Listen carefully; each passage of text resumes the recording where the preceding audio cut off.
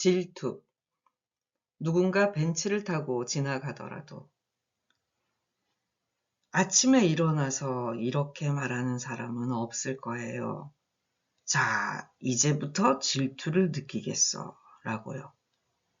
질투는 순간적으로 일어나는 감정이지요. 대주교가 다시 한번 우리 감정의 자연스러움과 자기 연민에 대해 이야기하며 말문을 열었다.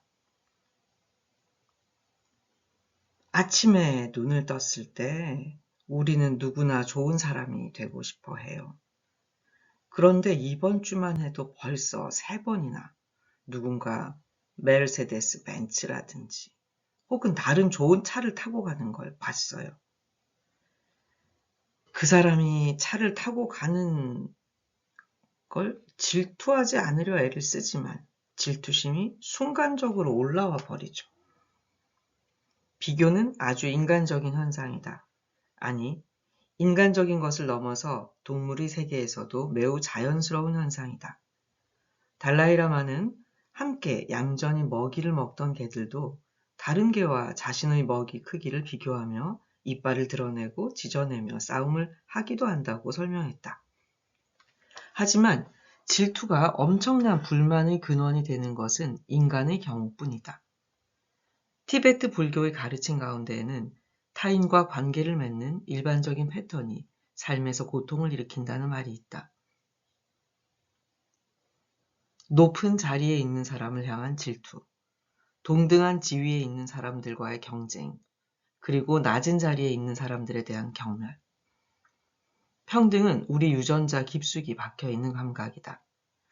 그래서 우리는 어떤 종류의 불평등이건 불편한 마음을 갖게 된다. 영장류 동물학자 프란츠 드 발은 흰목 꼬리가 함께 원숭이를 대상으로 보상 실험을 하고 이를 촬영했다. 이 실험 비디오를 보면 머리가 작고 팔이 긴 회색 원숭이가 연구자에게 돌멩이를 주고 그 대가로 오이 조각을 받는다. 이를 반복하면서 원숭이는 행복해한다. 똑같은 일을 하고 포도를 받는 동료 원숭이를 보기 전까지는 말이다. 인간 사회에서와 마찬가지로 흰목꼬리가 함께 원숭이 사회에서도 포도는 오이보다 더 달콤하고 좋은 것이다. 그래서 포도를 받는 동료 원숭이를 보고 나자 첫 번째 원숭이는 돌을 건네주는 일을 훨씬 더 열심히 한다. 이제 그의 머릿속은 포도를 받을 생각으로 가득 차 있다. 그렇지만 사회적 비교를 위해 만들어진 실험 계획에 따라 연구자는 첫 번째 원숭이에게 포도가 아닌 오이 조각을 계속 준다. 원숭이는 자기 손에 놓인 오이를 바라보고 믿을 수 없다는 듯이 머리를 휘젓다가 연구자에게 던져버린다. 참을 수 없이 화가 난 원숭이는 우리의 철창을 붙들고 흔들어댄다. 이 비디오는 미국에서 월스트리트 점령 시위가 벌어질 당시 유명해졌다. 평등에 대한 근본적인 본능이 어떻게 작동하는지, 왜 불평등이 스트레스를 가져다주며 사회에 해로운지를 극명하게 보여주었기 때문이다. 달라이라마와 대주교는 이 대답을 하는 한 주 동안 계속해서 사회적 차원의 불평등 문제를 다룰 필요가 있다는 말을 강조했다. 그렇지만 대주교가 지적했듯이 우리가 이러한 거대한 전 세계적인 불균형의 문제를 아무리 많이 이야기한다 해도 우리보다 많은 것을 갖고 더 성공하고 더 재능이 많고 더 똑똑하고 더 외모가 훌륭한 사람들은 언제나 있기 마련이다. 일반적으로 사람들은 자신을 헤지펀드를 다루는 억만장자나 천재 과학자, 슈퍼모델과 비교하진 않는다. 자신의 사회적 경계 안에 들어와 있는 사람들과 비교하는 것이다. 가난해지고 싶다면 부자 친구를 찾고 부자가 되고 싶다면 가난한 친구를 찾아라 라고 하는 오래된 격언이 맞는 셈이다. 남에게 뒤지지 않으려 애쓰는 것은 대개 비슷한 무리 안에서 일어난다. 진파는 1990년대 미국에서 특별 난민 프로그램의 일환으로 미국에 있는 1000여 명의 티베트인들에게 영주권을 발급했던 일을 이야기했다. 티베트인들의 고향의 가족에게 달러를 송금하자 갑자기 이웃들이 시기하기 시작했다고 한다. 왜냐하면 이 가정들의 소득이 갑자기 늘어나서 집을 수리하거나 아이들에게 오토바이를 사줄 수 있었기 때문이다. 미국에 가족이 없는 사람들이 가난해진 것이 아니라 미국에 가족을 둔 사람들이 갑자기 부자가 된 것이다. 행복에 관한 한 연구에 따르면 위를 향한 비교는 특히나 우리의 행복을 좀먹는다. 질투는 기쁨의 여지를 남기지 않는다. 티베트어로 질투는 트락독인데 이는 무겁거나 경직된 어깨라는 뜻이다. 그리고 실제로 질투라는 감정은 불만과 분개심, 그에 더해서 죄책감을 느끼게 한다. 불가에서는 질투를 아주 위험한 것으로 여겨 독을 쏘는 독사에 비교한다. 유대교, 기독교의 10계명 중 하나도 이웃의 집을 탐하는 것을 금하는 것이다. 타인의 행복에 진심으로 기뻐할 수 있는가? 달라이라마와 대주교는 질투가 생겼을 때 어떻게 할 것인가에 대해 다른 의견을 보였다. 대주교는 수용과 자기 용서의 측면을 지지했다. 사실 질투를 통제하긴 어려워요. 제 생각에 우리는 너무 심하게 자신을 엄격하게 대해요. 특히 많은 사람들이 질투를 하는 마음 자체에 죄책감을 느끼는데 그러지 않기를 바라요. 세상에 있는 신의 자녀들에게 부디 당부하고 싶은 말은 우리의 일 가운데는 우리가 통제할 수 없는 것이 있다는 거예요. 그런 다음 대주교는 질투를 사라지게 할 수 있는 강력한 치료법을 제공했다. 그것은 바로 감사였다. 질투에 맞설 수 있는 가장 좋은 방법은 아주 고전적인 것이지만 바로 내가 받은 축복을 떠올리는 거예요. 이건 아주 오래된 할아버지 스타일일지도 몰라요. 하지만 정말 도움이 됩니다. 남처럼 큰 집이 없을지 모르지만 그거 아세요? 당신이 판잣집에 사는 건 아니라는 사실을요.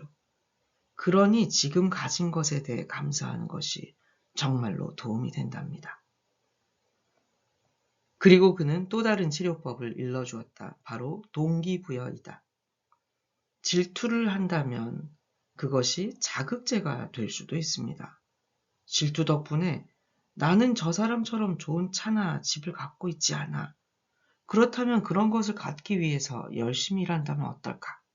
하는 마음이 생기지요. 달라이라마와 대주교의 말처럼 이런 외재적인 목표가 우리를 진정한 기쁨이나 지속적인 행복에 이르게 하지는 않지만 상황을 개선시키려는 동기부여는 남을 질투하는 것보다 낫다. 그리고 대주교는 마지막으로 가장 효과적인 치료법을 한 가지 더 알려주었다. 틀을 재구성하는 것이다. 최고의 방법은 이렇게 자문하는 것이죠.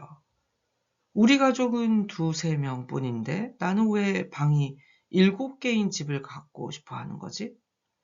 나는 왜 그걸 갖고 싶어 하지? 그러면 과도한 소비 때문에 기후변화라는 재앙을 맞닥뜨리고 있다는 사실이 눈에 들어올 거예요.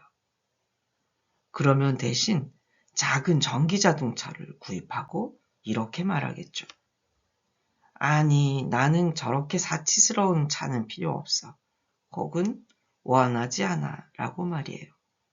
질투를 적으로 삼는 대신 협력자로 삼는 것이지요. 진파는 대주교가 말한 것을 달라이라마에게 통역해 주었다. 정확히 내가 말한 그대로 통역해 주셨군요. 대주교가 이렇게 말하며 웃음을 터뜨렸다. 다행히도 당신은 티베트어를 못 알아들었지요? 달라이라마가 미소를 지으며 재빨리 받아쳤다. 달라이라마와 대주교가 이야기를 나누다 의견이 갈릴 때 달라이라마의 행동을 자세히 관찰해 보면 관계를 재확인하고 상대방을 칭찬하는 것이었다. 심리학자 존 카르텔과 줄리 스워츠 가트맨은 갈등 관계를 성공적으로 풀어가는 부드러운 시작이 있다고 제시했다. 부드러운 시작이란 의견이 일치하지 않는 영역에서 섬세하게 대화를 시작하는 것인데 달라이라마와 투투 대주교의 대화 방식이 그랬다. 제 생각에 그러니까 제 입장에서는 제 영혼의 형제 투투 대주교의 설명이 아주 근사하게 들려요. 시샘이나 질투가 생겨나는 순간 더 이상 마음의 평화를 유지할 수 없어요. 그래서 질투심은 마음의 평화를 파괴합니다. 그리고 질투심은 관계를 악화시킬 수 있어요. 친한 친구 사이에서 질투가 생기면 우정에 아주 해롭죠. 부부 사이에도 질투가 생겨나면 결혼 생활에 해롭고요. 평화롭고 즐겁게 먹이를 먹는 개들도 한 녀석이 다른 녀석에게 질투를 느끼면 갈등과 싸움이 벌어져요. 마음의 즐거움과 평화를 가져다주는 감정들을 기르는 것이 중요합니다. 행복과 마음의 평화를 방해하는 감정들을 애초에 피하는 방법을 익혀야 해요. 달라이라마는 차분히 자신의 의견을 피력해 갔다. 그러나 분노나 질투와 같은 부정적인 감정들을 저는 우리 마음의 정상적인 상태로 우리가 어떻게 할 수 없는 것으로 여기는 것은 실수라고 생각합니다. 너무 많은 부정적인 감정이 우리 마음의 평화를 파괴하고 건강을 망치고 가족이나 친구들이나 공동체 사이에 문제를 일으킵니다. 많은 경우 질투는 우리가 내면의 가치가 아니라 물질의 소유에 집중하기 때문에 생기는 것입니다. 그렇다면 우리가 경험이나 지식에 집중하면 질투가 훨씬 줄어들겠죠. 그래도 가장 중요한 것은 타인의 행복에 관심을 두는 것입니다. 진정한 인연과 연민을 갖는다면 다른 사람이 무엇을 얻거나 더 큰 성공을 거둘 때 함께 기뻐해 줄 수 있어요. 연민의 실천과 다른 사람의 행복에 진정한 관심을 갖는 데에 전념한 사람이라면 타인의 행운에 진심으로 기뻐할 수 있습니다. 그 사람이 원하던 것을 얻었다는 것에 자신도 행복해질 테니까요. 달라이라마는 불교의 개념인 무디타에 대해서 설명한 것이었다. 이는 공감 어린 기쁨으로 번역할 수 있으며 질투에 대한 해독제라고 묘사된다. 불교에서 무디타는 매우 중요하며 우리가 무한히 개발할 수 있는 자질인 사무량심, 중량을 한없이 어여삐 여기는 네 가지 정신, 자, 비, 회, 사를 말한다. 옮기니 중의 하나로 여겨진다. 다른 세 가지 무량심은 애정이 담긴 인정, 연민, 그리고 평정심이다. 진파는 무디타가 어떻게 작동하는지 설명해 주었다. 만약 어떤 사람이 내가 원하는 것, 예를 들어 더 큰 집을 갖게 되었을 때 의식적으로 자신에게 이렇게 이야기하며 그의 행복을 기뻐할 수 있다. 잘된 일이야. 나와 마찬가지로 저 사람도 행복해지기를 바라고 있어. 그 역시 성공하고 싶어해. 그도 나와 마찬가지로 가족을 부양하고 싶어해. 나는 그가 행복하면 좋겠어. 나는 그가 잘된 것을 축하하고 또 더 성공하기를 원해. 무디타란 삶이 제로섬 게임이 아니라는 것을 깨닫는 것이다. 누군가가 더 갖는다고 해서 나의 몫이 적어지는 한 조각의 케이크가 아니라는 것이다. 무디타는 기쁨을 끝이 없는 것이라고 본다. 무디타는 샤덴프로이데라는 감정과 정반대에 있다. 독일어 샤덴프로이데는 남의 불행을 듣고 느끼는 만족이나 기쁨의 감정을 가리킨다. 우리가 다른 사람을 항상 경쟁의 상대로 여긴다는 것이다. 만약 누군가가 성공하거나 무언가를 성취한다면 나의 입지가 줄어들고 성공하지 못하며 인정받지 못하고 사랑받지 못한다고 본다.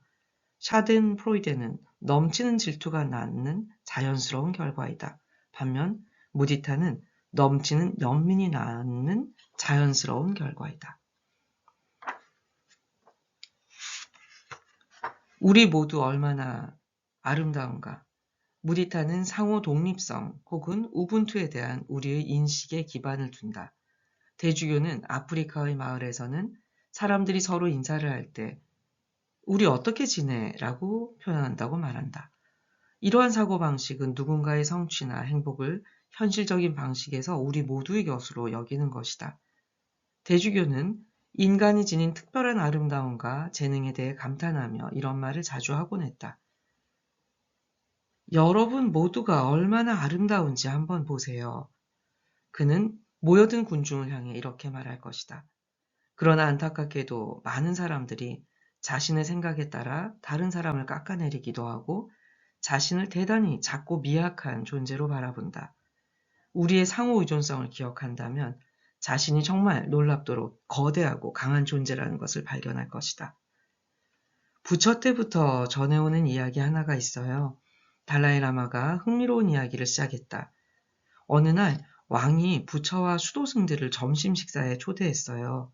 왕궁으로 가는 길에 부처는 왕궁의 아름다움을 이야기하면서 미소로 왕을 칭찬하는 거린을 마주쳤어요. 왕이 부처와 수도승들을 위해 마련한 음식이 차려진 후 감사의 인사를 할 차례가 되었어요. 부처는 식사를 제공한 공덕, 즉 좋은 업에 감사하는 기도문을 외웠지요. 그렇지만 그와 수도승들을 초대하여 풍성한 식사를 대접해인 주인, 즉 왕의 훌륭함에 대한 관례적인 감사 인사를 바치는 대신 왕궁 밖에 있는 거린을 선택했죠.